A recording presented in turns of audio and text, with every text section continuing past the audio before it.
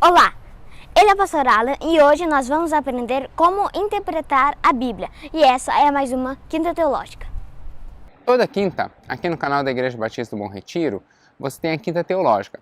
É sempre um estudo em que nós apresentamos algum assunto de teologia, algum assunto, alguma interpretação de um determinado texto bíblico ou algum estudo sobre um determinado tema. Mas a ideia é sempre que ele seja auxiliar na sua vida cristã. Por isso você pode colocar aqui nos comentários ou aqui no chat ao lado, se você está assistindo ao vivo, que eu sempre estou disponível para acompanhar.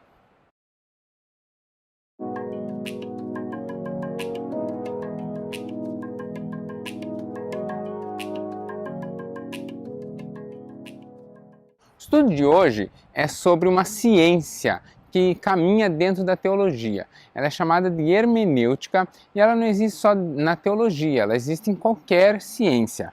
A interpretação ela é, como eu disse, uma ciência. E o que isso significa? Significa que existem formas de fazermos a correta interpretação. Existem métodos para isso acontecer. A hermenêutica ela é uma arte, ela é uma ciência, ela é uma forma de nós entendermos, de nós interpretarmos um texto.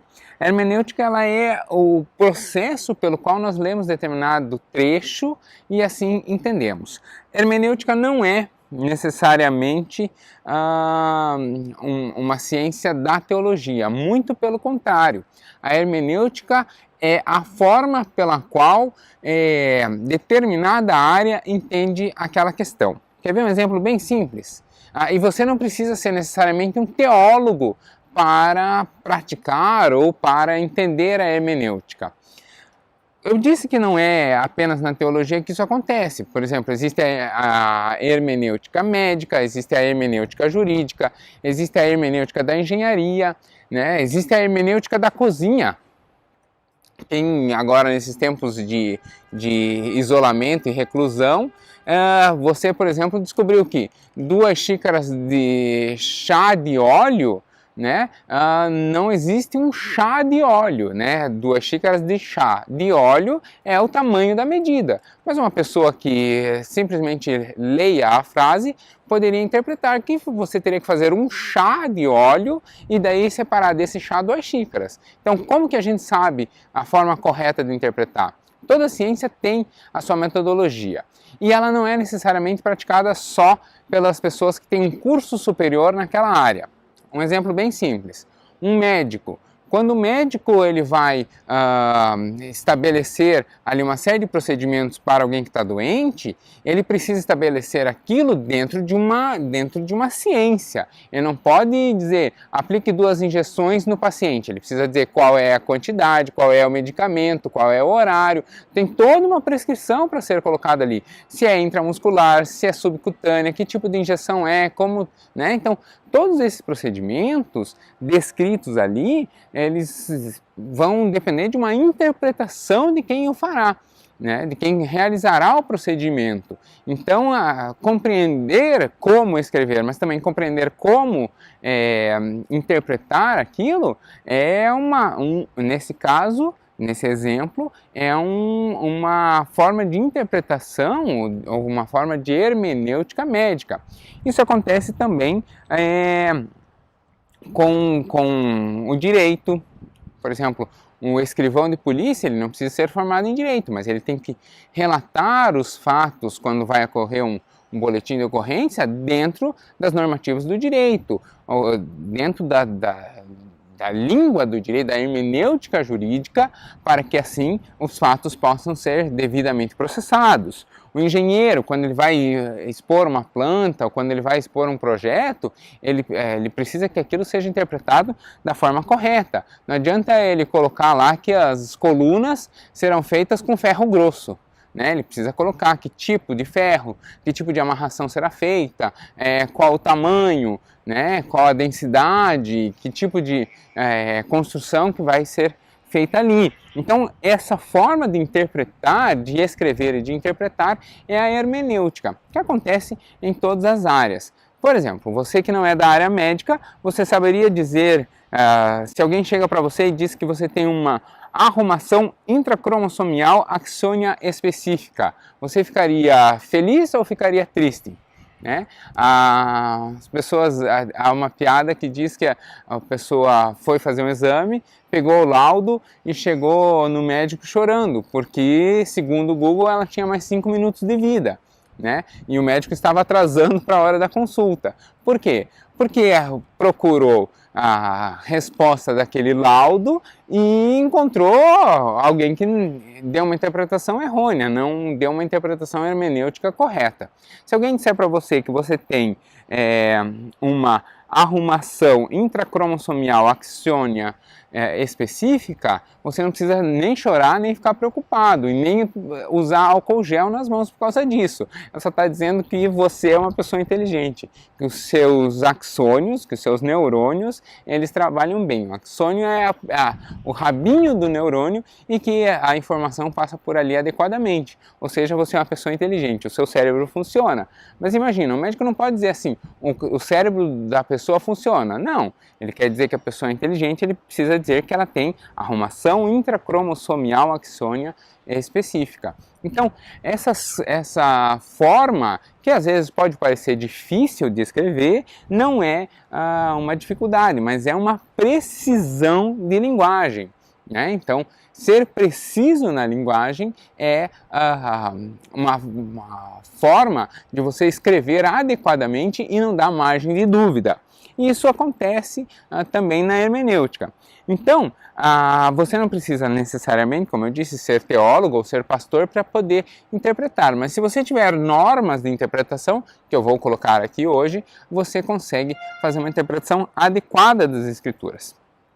Interpretar nem sempre é tão fácil, a hermenêutica não é tão fácil e existem algumas dificuldades que são naturais a aparecer. A primeira, que a Bíblia escreve, de modo geral, a história das pessoas. Então, o modo com que a Bíblia se apresenta, ele é muito interessante, porque se você pegar, por exemplo, vamos pegar o livro da Bíblia que eu mais gosto, que é Jó. A história de Jó não ensina nada. Né? Jó não diz, façam isso, façam aquilo, ou façam assim, ou façam assado. Jó não ensina nada. O que o livro de Jó faz? O livro de Jó conta a história de um homem justo chamado Jó, que passou por uma série de dificuldades. Essa história responde uma pergunta muito interessante de por que o justo sofre. Ela vai contar a história de um homem que passou por uma série de dificuldades, foram dificuldades permitidas por Deus e que em momento nenhum das suas dificuldades Jó duvida do poder de Deus. Muito pelo contrário, as dificuldades pelas quais Jó passou nos aproximou ele de Deus. Então, ao olhar a história de Jó, acontece conosco um processo de identificação, ou o termo correto, acontece um processo de mimese, né, de mímica, de imitar mesmo, um processo de mimese no qual nós nos identificamos com Jó, dizendo, poxa, não é justo eu passar por isso. Mas também, pelo que Jó passou, também, Jó não tinha feito nada de errado e passou por isso. Então, esse processo de identificação, de mimese da história de Jó, faz com que nós aprendamos com uma história que não ensina. Quando eu digo que ela não ensina, é isso. Ela não é um texto escrito para ensinar. Ela é um texto escrito para relatar a história de Jó. O modo com que a história foi escrita é para contar a história de Jó. Mas não significa que não se possam tirar preciosas lições dali. Muito pelo contrário, o processo da hermenêutica é justamente esse. Tirar preciosas lições da história de Jó. E aí não só com Jó, mas com todas com todas as histórias que contam nas Escrituras. Do mesmo modo, a gente precisa entender uma outra dificuldade que naturalmente tem, que a Bíblia foi escrita em um tempo diferente e com uma cultura diferente. E nós temos um pouco de dificuldade, por exemplo, com relação a tempo. Quer ver? Eu vou dar um exemplo que você talvez possa até duvidar, mas você pode fazer as contas para ver. Quando a gente fala da palavra Cleópatra, Qual é o fato que vem na sua cabeça? Qual é, né? Cleópatra, rainha do Egito. Então, quando nós falamos de Cleópatra, por exemplo, nós vemos que a Cleópatra estava mais próxima, com relação ao tempo, mais próxima da chegada do homem à Lua do que com a construção das pirâmides, né? No templo de Cleópatra, os egípcios não construíam pirâmides. Já essa prática de construção de pirâmides já tinha sido abandonada há muito tempo. Então as pirâmides são erguidas. Cleópatra nasce no ano 30 a.C., né? Ela é contemporânea a Jesus, é da mesma época mais ou menos, e quando Cleópatra nasce, as pirâmides já tinham 2.500 anos de existência. Quer dizer, do tempo de Cleópatra até o homem chegar na Lua, o homem chega na Lua em 1969. Então, do tempo, se nós pegarmos da construção das pirâmides até o nascimento de Cleópatra e de Cleópatra até o homem chegar na Lua, o tempo entre Cleópatra e a Lua é menor do que da construção das pirâmides com o nascimento de Cleópatra. Mas como ela era do Egito, a gente para e pensa, inclusive tem gente que chega no Egito e fala, tá, mas e qual pirâmide era de Cleópatra? Porque ela ficou conhecida talvez como a mais conhecida rainha do Egito, né? Então, esse exemplo é para você perceber como a gente não tem noção do tempo. O tempo é muito relativo. Os gregos tinham dois conceitos de tempo, que é o tempo cronos, ou marcado no relógio, né, um cronômetro, e o tempo kairos. E uma forma de explicar o tempo kairos é bem simples. Imagina que quanto tempo dura 1 minuto? O tempo kairos vai te responder. 1 minuto dura dependendo de qual lado da porta do banheiro em que você está. Se você estiver muito apertado para ir ao banheiro e a pessoa diz, e você chega no banheiro, tem alguém lá dentro, a pessoa diz 1 minuto, ainda que ela marque no relógio 1 minuto, para quem está dentro é muito pouco tempo, para quem está fora talvez seja tempo até demais. Então, essa noção de tempo a gente se desfaz. Não sei você nesses tempos de quarentena, mas eu teve dias que eu acordei e precisei olhar no relógio para saber se era segunda, terça ou quarta-feira.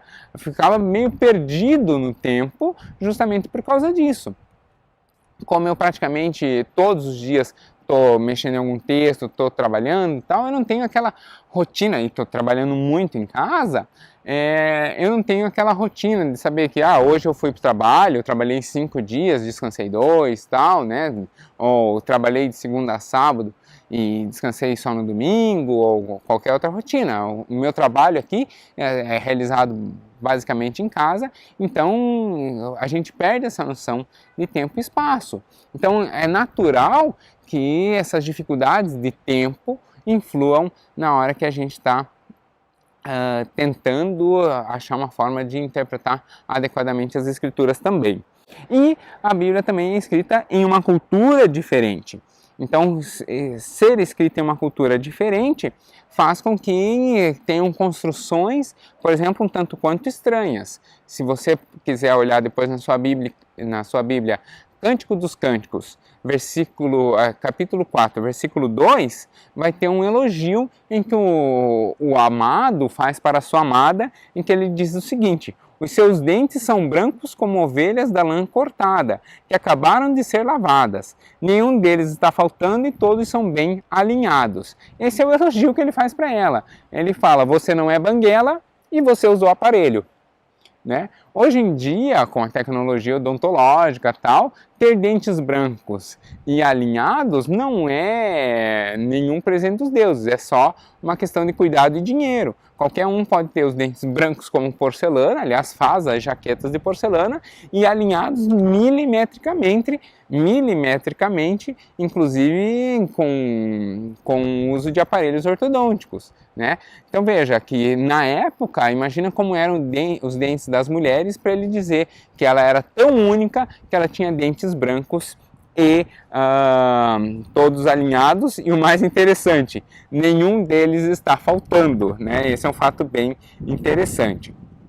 Um outro ponto a lembrar é que a Bíblia é escrita, isso eu já disse num outro estudo, ela é escrita em uma língua morta, né? Então, uma língua que naturalmente já não se fala mais e é escrita por pessoas que já morreram. Ou seja, ela é escrita por pessoas que nós não podemos mais consultar para dizer, tá, mas o que você quis dizer quando você disse isso?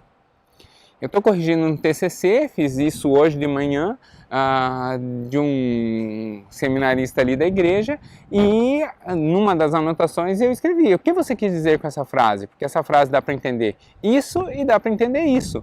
Então veja o que você quer escrever aqui, porque não ficou claro, e melhore essa frase. A gente não tem como voltar, por exemplo, a Moisés e dizer, o que você quis dizer nessa frase? O que você quis dizer quando interpretou isso? Então, como o autor do texto já está morto, a gente não tem mais como consultá-lo.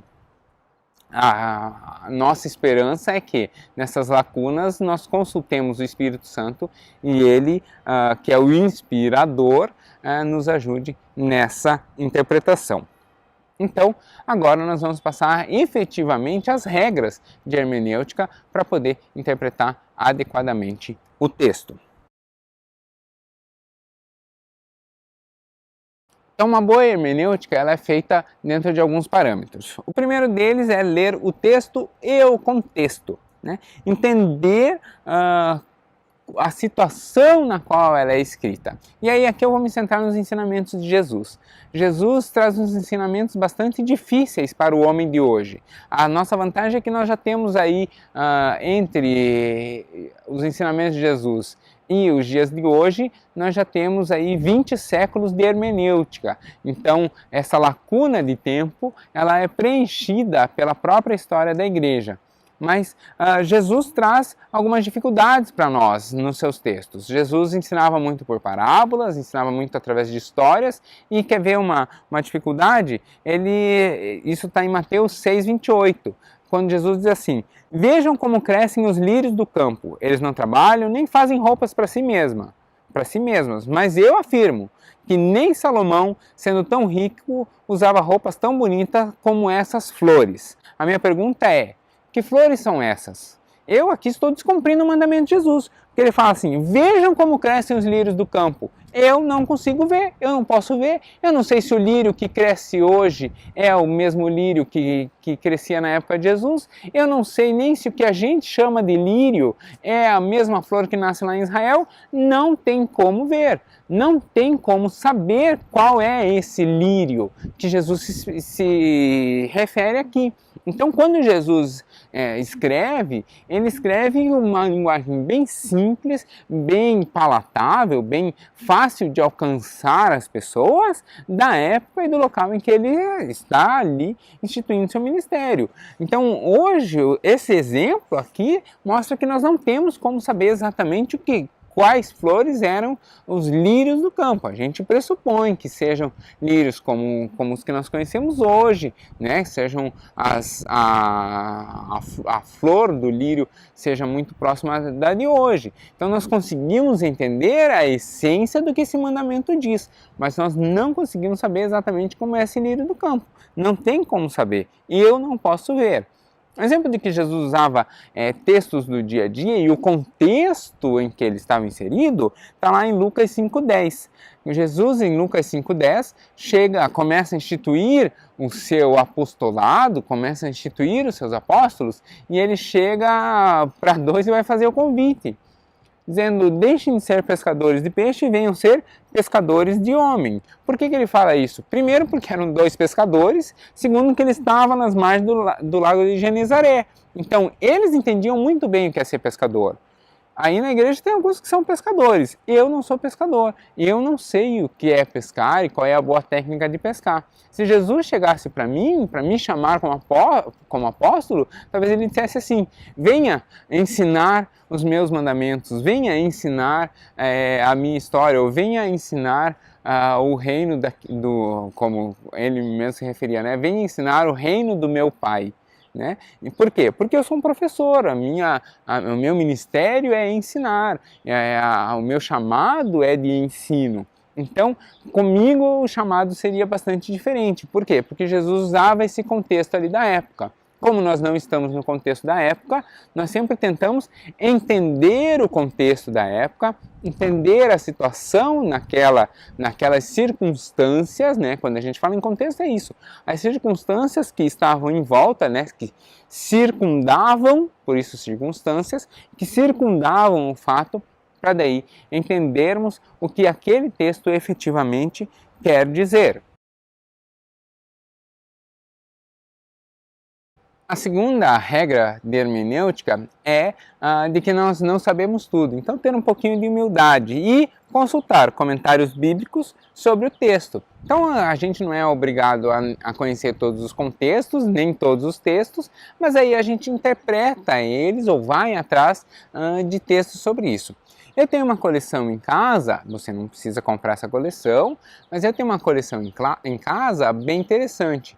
É do Norman Champlin, ela tem toda a Bíblia interpretada versículo a versículo. Então tem todo o Velho Testamento, tem todo o Novo Testamento e eu ainda tenho a enciclopédia de Bíblia, Filosofia e Teologia que era do meu avô, que é do Champlin também. Então tem a coleção do Champlin toda justamente assim. E aí se você pegar, eu vou tentar achar uma imagem, porque ela ainda está no Brasil e eu aqui em Portugal, mas eu vou tentar achar uma imagem do Champlin para vocês verem. Ela vai versículo a versículo dando ali contexto, fato, o que quis dizer, tal, e vai versículo por versículo interpretando a Bíblia toda. É uma coleção comprida, assim, grande, né, vários livros e tem ali os contextos. Mas se você não precisa comprar uma coleção dessa, existem Bíblias que trazem um bom estudo, existem livros sobre isso, as bibliotecas das faculdades são abertas para você entrar, consultar.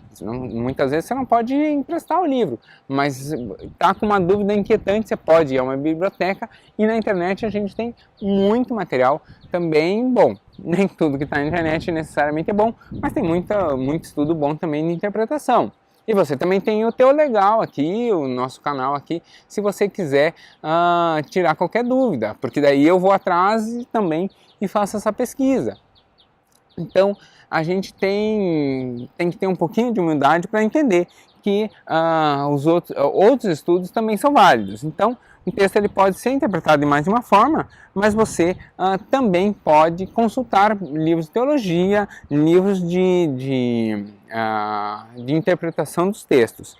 E a boa dica para você consultar isso é você procurar, por exemplo, textos dentro da sua linha teológica. Então, por exemplo, quem é batista é uma questão de identidade. O batismo ele deve ser por imersão ou ele deve ser por aspersão?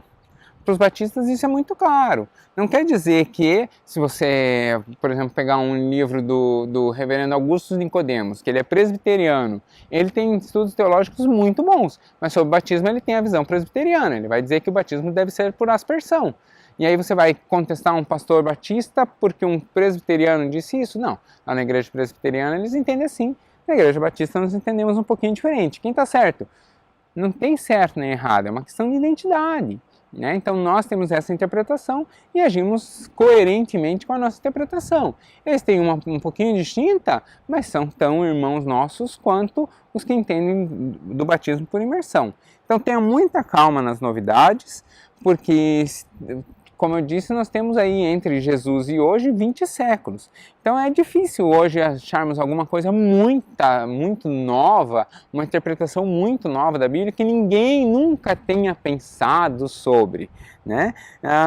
Então, interpretações assim nós vemos com muita calma, com muita parcimônia. Não digo aplicações, eu digo interpretações. Um texto dizendo algo completamente novo é algo um tanto estranho, que em 20 séculos pessoas tenham dedicado a sua vida a entender a Bíblia e nunca tenham pensado dessa forma.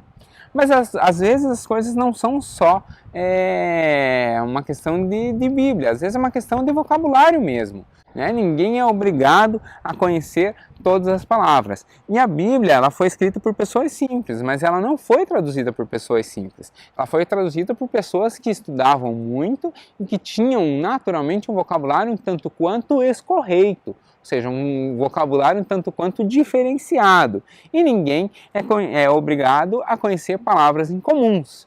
Eu achei aqui uma brincadeirinha que eu queria mostrar para vocês, quer ver? O disacarídeo originário da gramínea Sacarius officinarium produz efeitos organolépticos favoráveis nas papilas degustativas. No entanto, no estado físico-químico descrito e apresentado sob a forma geométrica, apresenta considerável resistência a tensões mecânicas de compressão. Sabe o que é isso? Essa frase quer dizer que rapadura é doce, mas não é mole. É isso aí. Eu fiz uma explicação mais acadêmica dizendo que rapadura é doce, mas não é mole. Então, quando a gente pega um texto mais rebuscado, às vezes ele foi escrito de uma forma mais rebuscada, mas é só uma forma de escrever, até para buscar uma precisão. Olha o que diz Provérbios 19, 31. Esse é um versículo que eu gosto muito, muito embora eu não me identifique, meu cabelo é super, não tem fio grisalho nenhum. Mas olha o que ele diz aqui: as cãs são uma coroa de esplendor e se obtém mediante uma vida justa. Cã é cabelo branco, mas a cã ela não é cabelo branco, qualquer cabelo branco. Porque a cã ela é o fio de cabelo que ficou branco em função do tempo que se passou. Só pessoas idosas, só velhos têm cãs. Os jovens não têm cãs. Existem alguns remédios que você pode tomar que deixem o seu cabelo branco. Existem alterações genéticas que podem acontecer que deixem o seu cabelo branco. Existem pinturas que deixam, ou descolorações que deixam o seu cabelo branco. Então, o fio de cabelo branco não é necessariamente uma cã. Só que cã é uma palavra que quase ninguém usa, né? É super incomum. Então existem versões facilitadas da Bíblia que vão dizer assim: os cabelos brancos são uma coroa de glória, ou de esplendor, como diz a versão que eu trouxe aqui.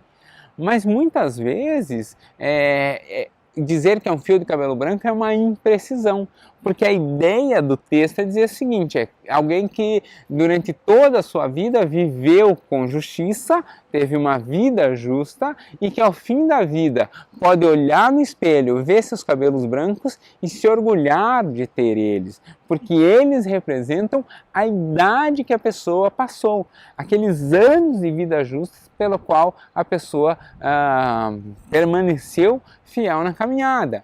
Então, para ser bem preciso, não existe outra palavra que não seja cã, né? Porque a cã é isso, o fio de cabelo que vem em função da idade. Então, essa precisão da linguagem, às vezes, traz um tanto quanto de dificuldade. Você já conhecia a palavra cã? Eu já tinha usado em um outro estudo a palavra cã, mas mostra a dificuldade buscando a precisão do termo. Por isso que ter um dicionário nos auxilia tanto. Olha só o que diz Lucas 7, versículos 11 a 14. E aí eu vou contar uma forma de interpretação bem estranha do que aconteceu. Essa daqui é a viúva de Naim, que está indo enterrar seu filho. Pouco tempo depois, Jesus foi para uma cidade chamada Naim. Os seus discípulos e uma grande multidão foram com ele. Quando estavam chegando perto do portão da cidade, ia saindo um enterro. O defunto era filho único de uma viúva, e muita gente na cidade ia com ela. Quando o Senhor a viu, se compadeceu dela e disse. Então deixa eu parar aqui para você entender. Uma mulher hebraica nessa época não trabalhava. Se ela era viúva, a sua única fonte de sustento seria o seu filho. A única forma que ela teria para ter o que comer, para não virar uma mendiga, a única forma que ela teria para sobreviver seria o sustento proveniente do próprio filho, né? Que o filho trabalharia e aí juntaria o que comer. Se você olhar lá a história de Ruth e Noemi, você vai ver que elas eram mendigas, literalmente. Elas andavam na plantação recolhendo o que sobrava da plantação para poderem comer, né? No processo da história de Ruth, isso vai acontecer. Então, essa mulher, ela tinha perdido tudo que ela poderia ter, né? Ela estava fadada a literalmente se tornar uma mendiga, uma homeless, uma pessoa sem casa, uma pessoa moradora de rua, né? Então ela não tinha realmente mais esperança nenhuma. Jesus, ao ver, se compadeceu dela. E aí o versículo 14. Então ele chegou mais perto e tocou o esquife. E os que estavam carregando pararam. E então Jesus disse, e aí tem o texto do que Jesus diz. Mas veja aqui o que diz. Então ele chegou mais perto e tocou o esquife. Tem uma interpretação que ficou famosa, inclusive está disponível aí no YouTube, e eu não vou colocar o link porque tadinho do pastor, né? Ele diz assim, que Jesus era músico e que esquife era uma flautinha que ele tocava e que era bem fininho, fazia esquife, né? Bem aguda assim tal, né? E não é verdade, esquife não é nada mais quer dizer do que o caixão, né? Os judeus não são enterrados em caixões, eles são enterrados em uma mortalha, então é como se fosse uma rede, a pessoa ia enrolada em tecidos e daí o esquife é a rede sobre qual aquele tecido é carregado. Então, esquife quer dizer, a nossa versão hoje de esquife é caixão. É uma palavra incomum, esquife é uma palavra bastante incomum. Aí o pastor ali, sem saber o que era esquife, disse que Jesus era músico porque ele tocou o esquife. Ali toque era literalmente tocar com a mão. Então Jesus toca o esquife, o menino renasce, o menino revive, né? Trazendo a esperança, restabelecendo a cidadania ou a dignidade da viúva de Naim. Texto bastante conhecido, mas essa de Jesus tocar o esquife, ninguém tem obrigação, então procure um bom dicionário. O quarto fator é nós entendermos quem é o autor do livro, né? Então, quem escreveu, nós precisamos entender quem escreveu. O texto de Samuel, Crônicas e Reis são 3 textos que vão contar a mesma história, mas cada um dentro de um foco diferente. Né? Samuel vai ter uma visão profética, Crônicas vai ter uma visão histórica, Reis vai ter uma visão muito mais sociológica dos mesmos fatos, do mesmo período histórico, do mesmo trecho, mas cada um tem um foco diferente. Mesma coisa os 4 evangelhos. Os 4 evangelhos são 4 histórias, tem algumas diferenças entre eles, mas são 4 histórias escritas por 4 autores com 4 enfoques diferentes. O texto de Mateus é escrito para os judeus. Jesus ali é apresentado como Messias e Rei. Você pode ver inclusive na genealogia, começa ligando Jesus à raiz de Davi. O texto de Marcos já é escrito para os romanos, né, para a cultura greco-romana. E aí Jesus já é apresentado como homem, como a perfeição humana, aquele conceito grego. Lucas é escrito para os gentios. E aí Jesus é apresentado como servo, aquele que é o cumpridor da vontade de Deus, aquele que vem para cumprir os mandamentos do Senhor.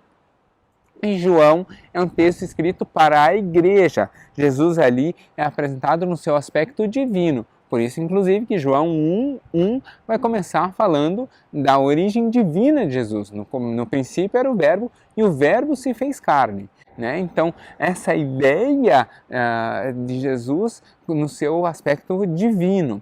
Então, é por isso que o texto ele é escrito, são 4 histórias que contam a história da mesma pessoa, da pessoa de Jesus, mas com enfoques completamente diferentes. Outra forma de interpretar adequadamente, além do autor, mas também entender a forma com a qual ele escreveu. Né? Então, a classificação do texto, que tipo de texto está falando. O gênero ou estilo literário mostra uma série de questões. Jesus usa parábolas. Parábolas são histórias que não são necessariamente reais, não são histórias verdadeiras, mas são histórias que têm uma moral, têm um fundo primeiro, de verossimilhança, porque são histórias que realmente poderiam ser verdade, mas não necessariamente são, mas tem também uma lição, um ensinamento moral ali por trás. Então, saber o tipo de texto escrito nos ajuda bastante. Por exemplo, se você vai ver poesia hebraica, se você vai ver poesia na Bíblia, você vai ver sempre o paralelismo. Então, vai dar uma ideia e em seguida a ideia contrária. Você pode ver isso em qualquer texto de Provérbios. Vai dar ideia, ou até no texto de Cantares, que nós vimos ali. Lembra lá Cantares, quando ele fala dos dentes? Olha o que ele diz. Os seus dentes são brancos como a lã cortada. Nenhum deles está faltando. Ou seja, ele está falando dos dentes, e aí ele fala assim, olha, nenhum está faltando. Então ele dá, você tem todos, não lhe falta nenhum. O dente das outras não é necessariamente assim. Então, é sempre essa ideia de paralelismo.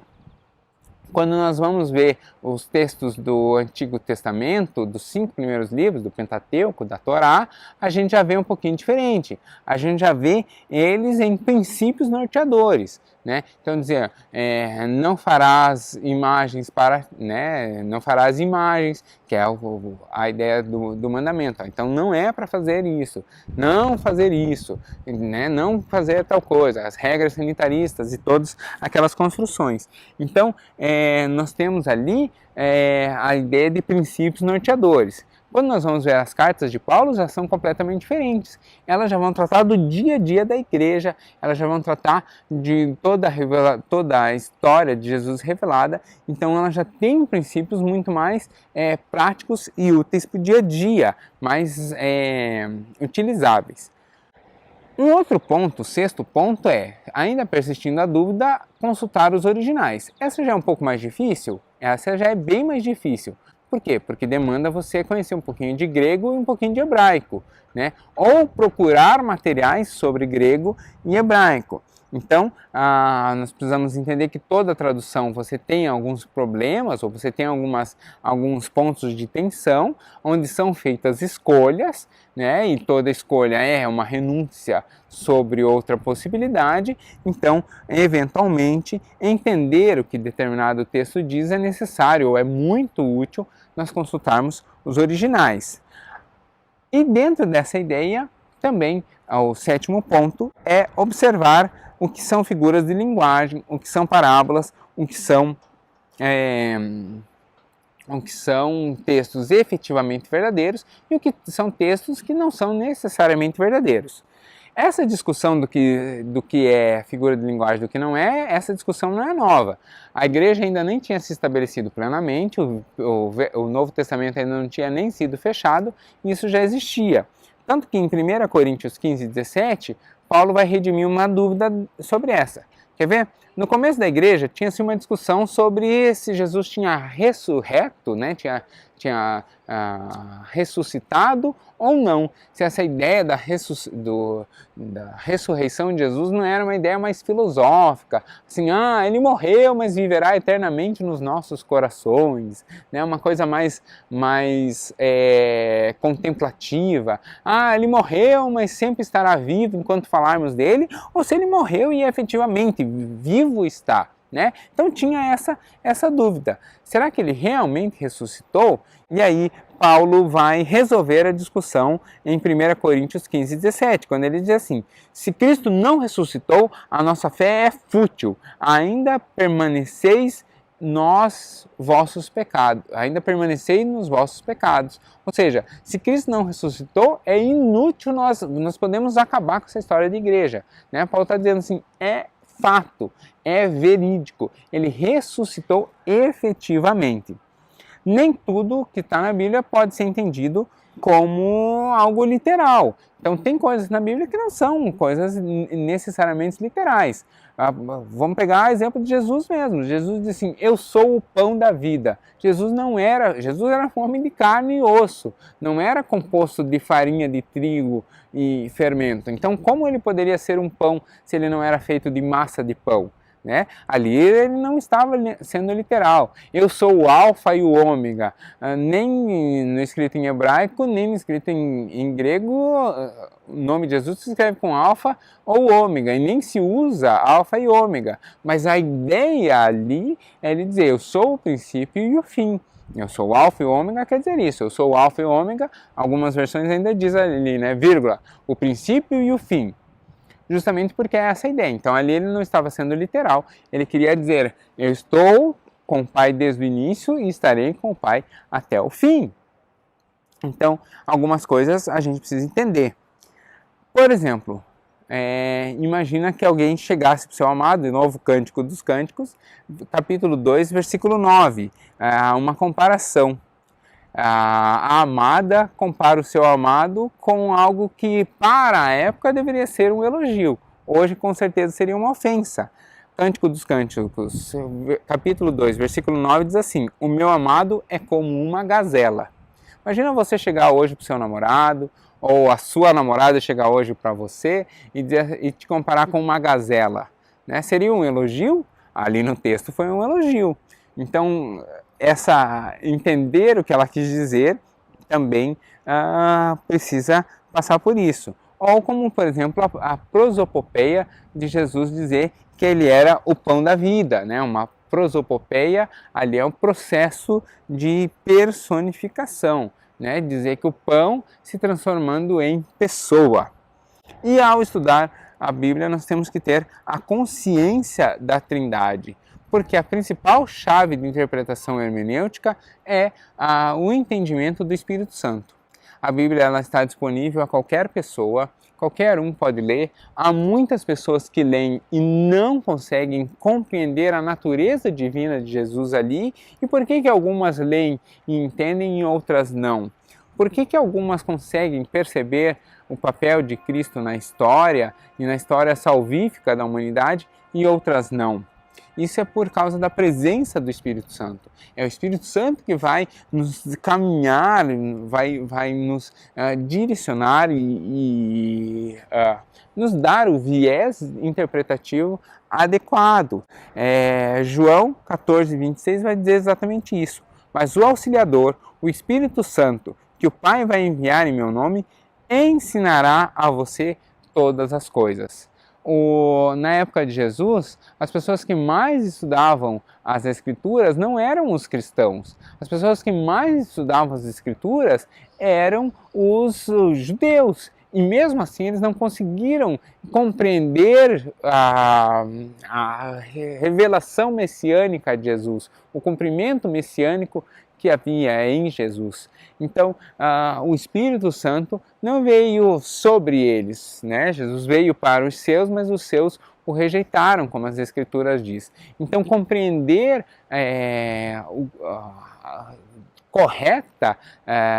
o correto ensinamento bíblico, compreender o correto texto bíblico é também um exercício do Espírito Santo.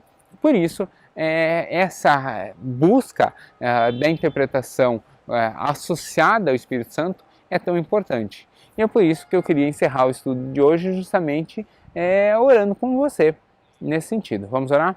Senhor, eu queria colocar nas Tuas mãos a nossa mente, o nosso coração, para que a nossa mente possa compreender os textos que lemos, mas que eles se tornem vivos sobre o nosso coração. Que o Espírito Santo tome de tal forma a nossa mente, o nosso entendimento e tome também a nossa vida, para que nós possamos transformar o texto que ali está em sementes de água viva, que sejam realmente frutos provenientes do seu altar, sejam frutos provenientes do céu, que o resultado das nossas leituras, que o resultado dos nossos estudos, de que o resultado da nossa busca em Te conhecer mais seja manifesto, sensível e verificável pelo agir do Espírito Santo. Por isso, com todo carinho, com todo respeito, eu queria pedir que o Espírito Santo tomasse plenamente a nossa mente, o nosso coração, e que nós pudéssemos nos deleitar, nos entregar plenamente ao seu agir e ao seu querer, para que nós sejamos conduzidos, como diz o salmista, a águas tranquilas, e que ali nós possamos nos deleitar na sua palavra, que ela seja realmente lâmpada para os nossos pés, luz para os nossos caminhos, nos dando o correto agir e a correta direção. Abençoo desde já a vida de cada um, em nome de Jesus. Amém. Agradeço imensamente de você ter acompanhado o nosso estudo até aqui. Nós estamos toda quinta sempre dedicados e nos empenhando em abençoar a sua vida. que você possa compartilhar esse estudo também com alguém que está começando essa caminhada cristã, com alguém que já tem uma caminhada, mas ainda assim tem uma dificuldade de interpretar a Bíblia, você possa também multiplicar esse ensinamento. Deus abençoe.